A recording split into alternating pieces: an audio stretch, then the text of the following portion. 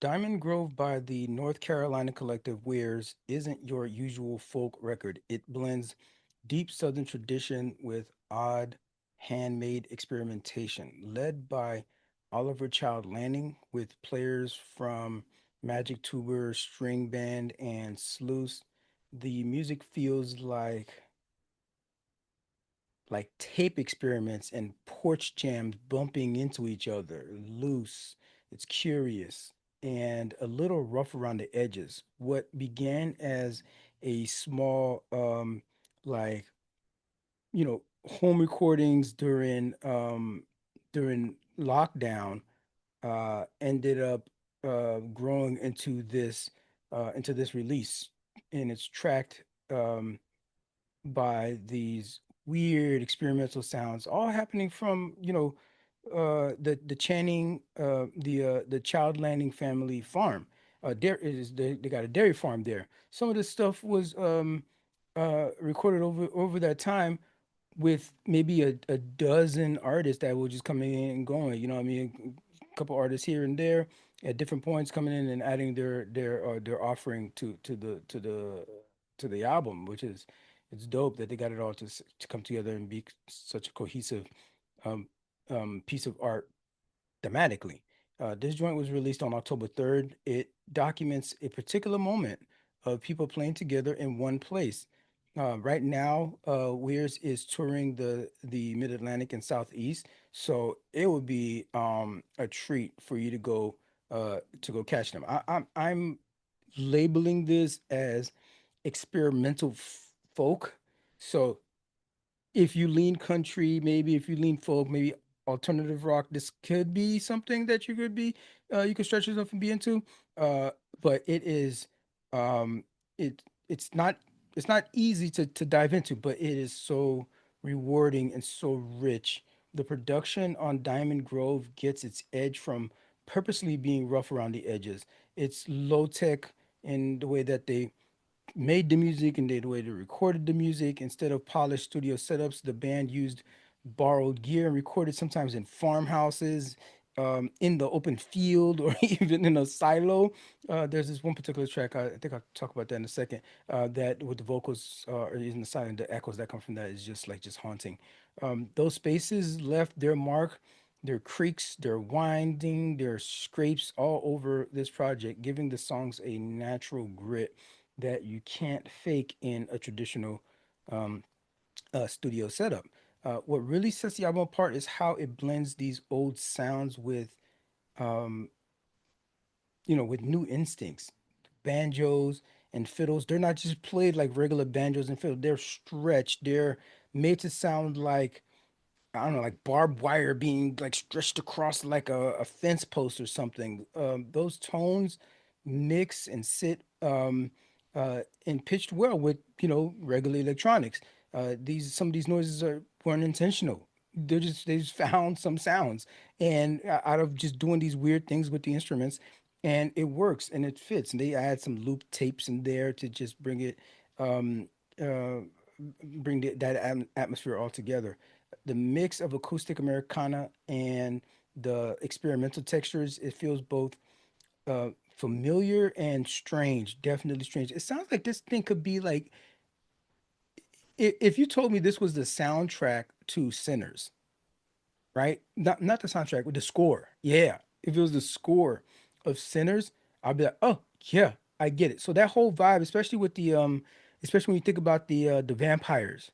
Imagine this being like the music that these vampires would be creating if they put an album out, in their whole like ethos and everything like that. It's not always easy listening, I'll tell you that.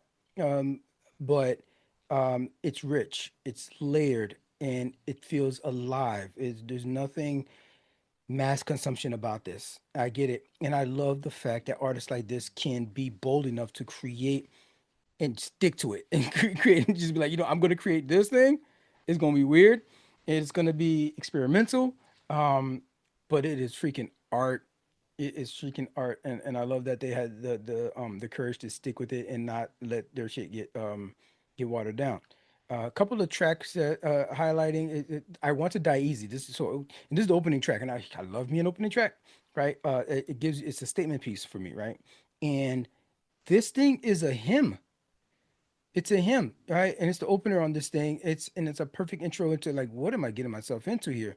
It takes a traditional hymn and turns it into this like locust swarm of electro acoustic sound. That's the track where that had the vocals recorded in a silo, and it's just amazing how it works. And I'm like, oh, I sent that song to people. I was like, yo, listen to this track. Like, I don't know, maybe I didn't get a lot of good responses, but uh, if you're into like sound production and music production, like, and you put your headphones on, you listen to the like nuances of what's going on and the way that the harmonies are happening. It's just like it just sounds amazing.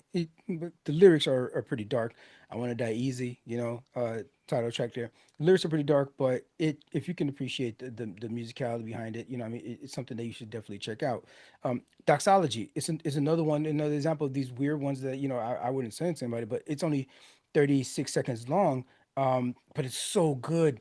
It's so good. It's like a short, sweet, almost MIDI juiced anthem that is just a total gem. And it's the final track on the album. And it comes after my favorite track on the album, which is Lord Bateman. And Lord Bateman is 20 minutes long. The whole album is only 48 minutes, and this one track is 20 minutes long. And they have other songs on here they have another song on here that's pretty long too. Yeah, they have Lord Randall. That one's 9 minutes. They have another one, Edward, which is 7 minutes. I love it. Give it a chance to breathe. These things are like movies. They're filmed. They're like short films. 20 minutes is a long. That's a whole episode on a TV show. Particularly when we're talking about have commercials and whatnot. Uh, that one is the main event, and right after that comes Doxology, which isn't really even a song. It's just a little snippet that happens at the end of the album. Freaking great stuff. Lord Bateman sounds like it's what, like Grouper. Remember Grouper, that one lady? She's the solo artist. It's like Grouper meets uh Yo Yo Ma meets um the the books, and a splash of Zach Brown band, right? It's 20-minute adventure.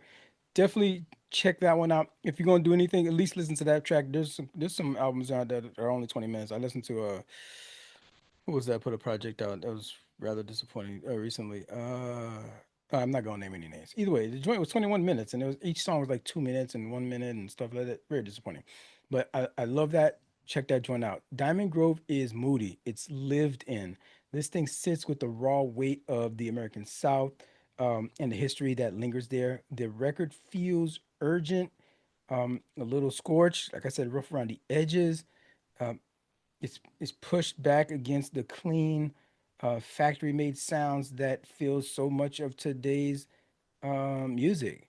It is not afraid to live in the shadows, not afraid to sound distorted. It's purposeful when those sounds come around. It asks you to sit and listen closely. This is definitely one of those projects that are is a headphone. It's gonna be a headphone listen. One that you play when you have a quiet hour to pay attention to what's going on.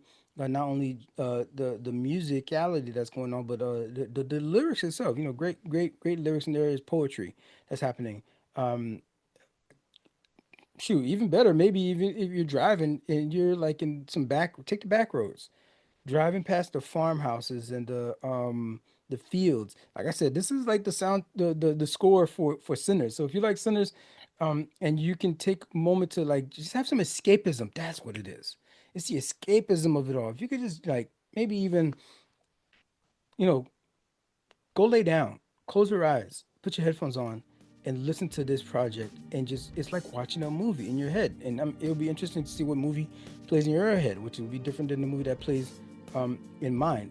But I say it like this: This project is overall gorgeous. It is challenging, but it's also powerful. And for anyone who thinks that they've heard it all and folk music has nothing new to offer, you haven't heard this.